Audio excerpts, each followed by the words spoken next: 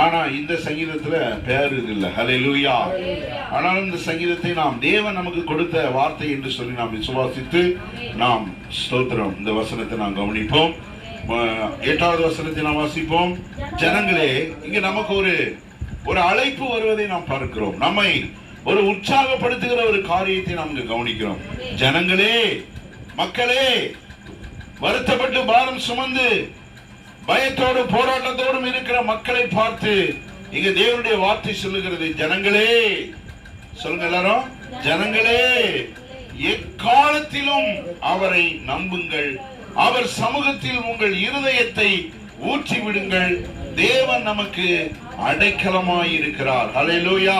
இந்த வசனம் சொல்லுது, எக்காலத்திலும் அவரை நம்புங்கள். அப்படி என்று சொன்னால் எல்லா சூழ்நிலைகளிலும் நீங்கள் அவரை நம்புங்கள் என்று அர்த்தம். எல்லா சூழ்நிலை, மனிதனுடைய சூழ்நிலை, எல்லாருடைய வாழ்க்கையில சூழ்நிலைகள் மாறிக்கொண்டே இருக்கும்.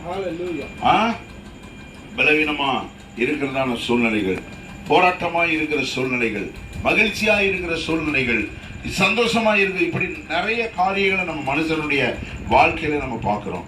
ஆனா இந்த வசனம் சொல்லுகிறது, எந்த காலத்திலும், எந்த சூழ்நிலையிலும், எந்த ஒரு மோசமான நிலைமையிலும் நீங்கள் அவரை நம்புங்கள். ஏனென்று சொன்னால், கடவுளை தவிர, தேவனை தவிர நம்முடைய பிரச்சனைகளை தீர்ப்பதற்கு யாராலும் முடியாது. ஹல்லேலூயா.